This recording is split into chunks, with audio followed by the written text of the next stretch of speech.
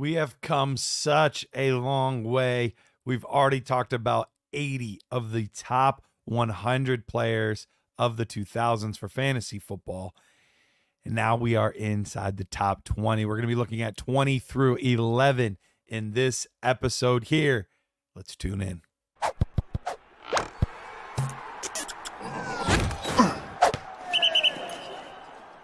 Quick reminder, if you're not familiar, I put together a little algorithm that would score guys based on how they finished, whether it was number 1 overall, top 3, top 6, all the way down. And I would give points based on certain things that they did. And then I would put all those points together and it spit out our top 100 ranking. Now, I didn't just leave it just like that because AI could do that for me. I moved guys a little bit here and there based on a few different small things like how they did on a points per game basis on an injured year, or how much the culture impacted how they played or what they did, whether you drafted them early or late, all kinds of little tiny things. Might have moved them up 1 spot, 2 spots, no more than 3 or 4 ever, but it helped kind of solidify the final rankings of what we have here as our top 100 players. So let's get into it. Number 20, we've got Mr. Reggie Wayne. That's right. One of the main pass catchers for Peyton Manning. From 2003 through 2012, Reggie Wayne had a fantastic run.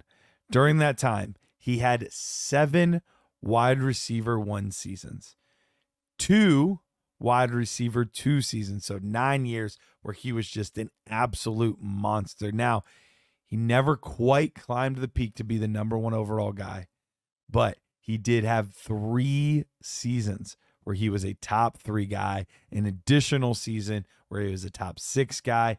And man, he just caught so many passes, whether it was with Marvin Harrison or whether it was after Harrison was done, even had a little bit of time with Andrew Luck. Reggie Wayne was an absolute beast for fantasy football purposes. Young, old, it didn't matter. He got it done there in Indy, and he's somebody that honestly is one of the GOAT receivers that we've caught in the 2000s. At 19, we've got somebody even a little bit more recent than Reggie Wayne. In fact, a lot more recent. It's Mr. Davante Adams. Yes, Davante Adams cracked our top 20 list here at 19. He has had 6 wide receiver 1 season. And you'll say, well, Reggie Wayne had 7. Why is Davante Adams ahead of him? Well, here's why. First of all, he had 4 top 3 seasons, 4 of them. Then he had the number 1 overall wide receiver season in 2020. And he added in 2 additional wide receiver 2 seasons. So Davante Adams has been so good, and he's not done. He is still playing right now. He could still put up another 1, maybe 2 more wide receiver 1 seasons to boost this a little farther and maybe even sneak inside the top 10. It would be tough, but if there's somebody that can do it, it's somebody with the talent of a Davante Adams. Great in Green Bay, great as a Raider as well. Doesn't really matter who he's catching passes from. He's just putting up huge numbers. At 18, we've got LaShawn, a.k.a. Shady McCoy. Man, Shady was one of the most fun players to watch run the football. He was so tough to catch, and he would just make people miss. So elusive with his movements. Shady McCoy, 6 running back 1 seasons, a huge, huge number. He also had 3 of those seasons where he wasn't just a top 6 guy, but he was a top 3 guy at the position. You add in another top 6 season on top of that, and then he had 2 running back 2 seasons. So really good stretch from about 2010 to 2017, each and every season. That's 8 straight years where he was relevant for your fantasy football teams. Man, just a great runner. Played for both the Eagles and for the Buffalo Bills. And I think some people forget how good he was as a pass catcher as well. Great as an open field receiver. Could make guys miss, catch passes. He could do it all. Shady McCoy fell a little bit in the draft, and that was a huge mistake because he should have gotten a little bit higher than he did. But I'm sure the Eagles did not mind when they scooped him up. And here he lands at 18 on our list. At 17, Megatron. Yes, I know Many are surprised that he did not make our top 10, but still, number 17 is really, really good.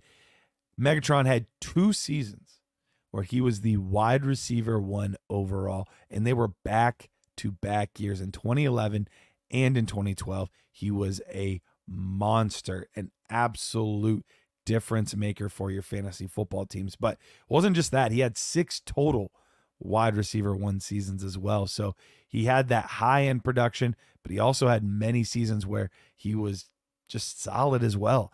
He had another season where he was top 3, 2 more where he was top 6. So 5 of those 6 seasons where he was a wide receiver 1, he was actually a top 6 wide receiver. So truly a difference maker. 2 additional wide receiver 2 years. And look, he was paired up with Matthew Stafford, and they were willing to sling that thing, and he would go up and catch it. Imagine if he would have had a competent quarterback the first few years of his career, it could have been even different. And he retired kind of early too. Yeah, he played as long as he could have. Guys like T.O. and Randy Moss, they really extended it as long as they could. Jerry Rice did as well. He's one of the GOATs without doing that. Imagine the kind of numbers he would have put up if he did.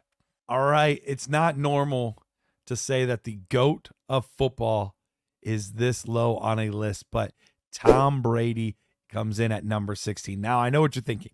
How can Tom Brady be at 16? He's got to be one. Remember, this is fantasy football, not real life football. Fantasy football. Now, still had an amazing fantasy football career, though. 16 quarterback 1 seasons, 9 top 6 seasons, and 6 where he was a top 3 overall guy.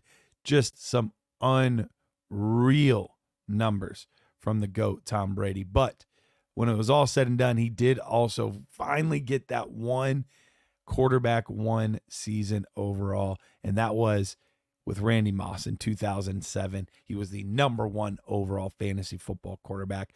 Now, this is a lesson in longevity. Obviously, he had some good top 6 seasons as well, but for him, it was all of the seasons. He played, 21, 22, 24? I don't know. He played a lot of seasons of football, and so that helps compile a lot of these numbers, but still, he had a lot of top 6 seasons, and that helps him to be number 16 on our list.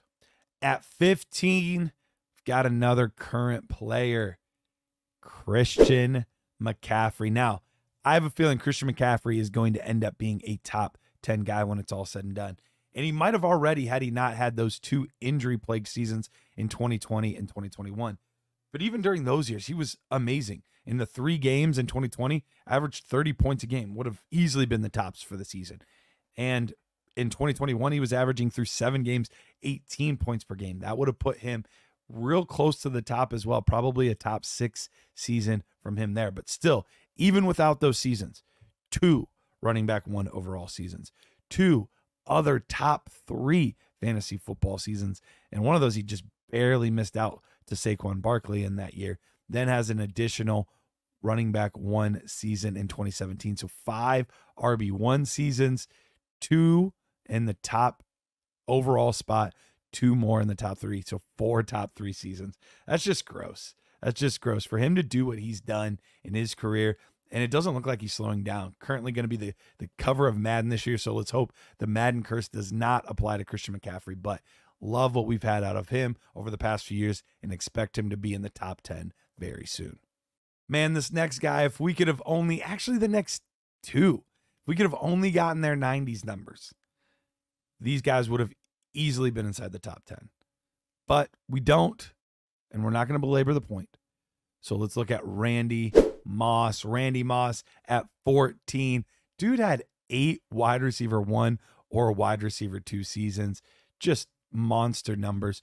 2 times he was the number 1 overall wide receiver, the number 1 overall pass catcher. Just gross stuff that he was able to do over the course of his career. And then those 6 seasons were wide receiver 1. But he was like, look, if I'm going to do it, I'm going to do it right. All 6 of those seasons, he was top 6. So it wasn't like if he was going to be a wide receiver 1, it wasn't like, oh, yeah, I'm going to come in at wide receiver 11. No. He's like, no, I'm going to be one of the best each and every time I do it. Great run. And like I said, had we been able to give him the 90s numbers, this would have looked even better. And the guy after that, he had a little bit that he did in the 90s as well. And that was Terrell Owens. Now, he didn't go as far into the 90s and have the monster seasons that Randy Moss did there, but he made up for it in the 2000s. He had 1, 2, 3, 4, 5, 6, 7, 8 wide receiver 1 seasons in the 2000s. Had an additional season where he was a wide receiver 2 guy. And look, he had 5 seasons where he was top 3. Never actually had the top spot, but 5 not top 6, top 3 seasons. Man, now he went all over the place. He was in San Francisco. He was in Philly. He was with Dallas. He was with Cincinnati. He was all over the map as far as where he played, but it truly did not matter. Give him any quarterback, give him any opportunity, and he was going to make big time plays for your fantasy football team. Terrell Owens, just top notch, obviously already a Hall of Fame wide receiver. And if you had him on your team in the early 2000s, it was just easy street for you the whole time. I don't think a lot of people are expecting to hear this name this high, but at 12, Mr. Matt Forte. You're like, really? Matt Forte all the way up here at 12? Well, here's the thing. Matt Forte from the year 2008 all the way through 2015, he had 8 straight running back 1 seasons. That's right, 8 straight running back 1 seasons. How do you do that? How do your body parts just not fall off after taking that many hits? 8 straight running back 1 seasons. Then you add in an additional RB2 season in 2016. I think he's one of the, if not the most underrated player that we have in the top 25. The dude was just absolute money for fantasy football. And we don't talk about him as some of the all-time great fantasy football running backs. I'm guessing you probably thought a few of the guys below him would have been above, at least a few. And I bet even some guys in the 40s and 50s, the Marshawn Lynch's of the world and the Clinton Portises and the Priest Holmes and those guys, I bet a lot of people would have thought they would have been ahead of Matt Forte. But no, the Bears running back out of Tulane, just an absolute monster for fantasy football. Last one here, we got an undrafted player coming in at number 11. It's the tight end, Antonio Gates. Yes, Antonio Gates, former basketball star, but man, was he good for fantasy football. He had 8 top 6 seasons, 8 of them top 6. 7 of those 8, he was top 3 or better. So just an unreal run.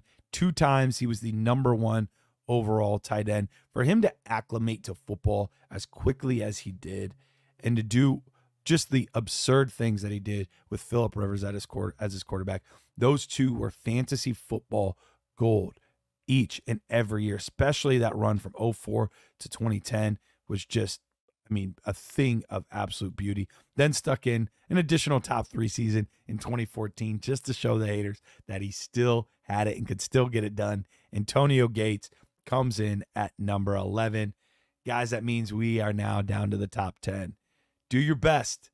Who do you think are the top 5 players? Put it in the chat below, and we will get back to you tomorrow.